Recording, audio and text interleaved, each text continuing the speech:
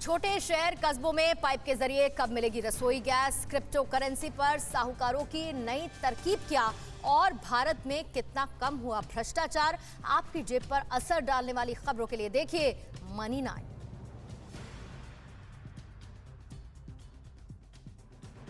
अब देश के छोटे शहरों और ग्रामीण इलाकों में भी पाइप के जरिए रसोई गैस की आपूर्ति होगी। बीपीसीएल और आईओसीएल के अलावा निजी क्षेत्र की कंपनियां mega engineering and infrastructure limited और अडानी टोटल गैस को शहरी गैस वितरण बोली के 11वें दौर में वाहनों के लिए सीएनजी और घरों में पाइप से रसोई गैस आपूर्ति के लिए लाइसेंस हासिल हुए हैं। देश के अमीर लोग अपनी क्रिप्टो करेंसी के निवेश को विदेश में अपने वॉलेट्स में ट्रांसफर कर रहे हैं। इस तरीके से ये इन्वेस्टर्स खुद को ज्यादा सुरक्षित करने में लगे हैं। भारत में क्रिप्टो करेंसी पर कोई स्पष्टता नहीं होने के बीच निवेशक अपनी क्रिप्टो संपत्ति को ऐसे देशों में ले जा रहे हैं जहां इनके लेन देन को अनुमति मिली हुई है।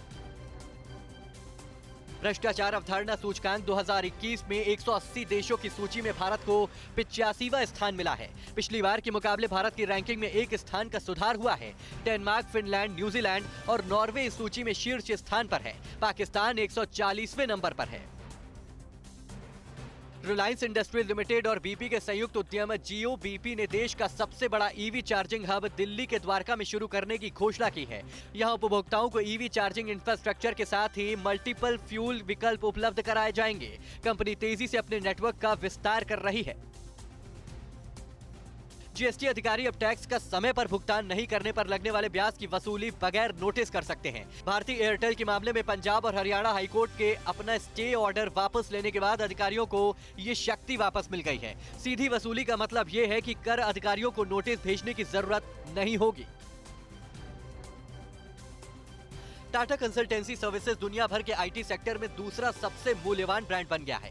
ब्रांड फाइनेंस की ताजा रिपोर्ट के मुताबिक इन्फोसिस और 4 अन्य भारतीय टेक्नोलॉजी कंपनियों ने top 25 IT services brand list में जगह बनाई है। पूरी दुनिया में एसेंचर पहले स्थान पर है, दूसरे स्थान पर टीसीएस और तीसरे पर इन्फोसिस है।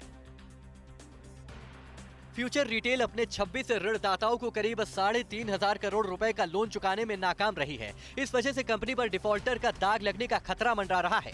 कंपनी ने इससे बचने के लिए सुप्रीम कोर्ट का दरवाजा खटखटाया है और मांग की है कि उसके ऋणदाताओं को कंपनी को नॉन परफॉर्मिंग एसेट यानी एनपीए घोषित किए जाने से रोका जाए।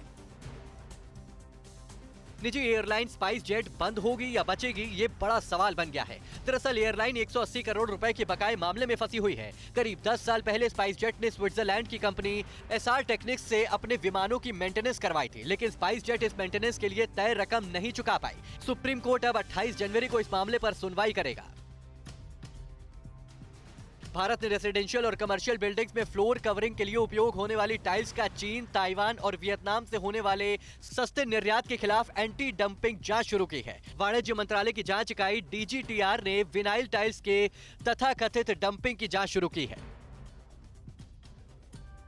कोरोना धर्म नहीं देखता, जात नहीं देखता, अमीर गरीब ऊंच नीच नहीं देखता। कोरोना सिर्फ मौका देखता है, लेकिन आप उसे मौका मत दीजिए। बस इतना कीजिए, जब कभी दफ्तर से, बाजार से घर लौटिए तो इतना ख्याल जरूर रखिए कहीं आपके साथ कोरोना आपके घर तो नहीं जा रहा। भूलिए मत, कोरोना अभी जिंदा है।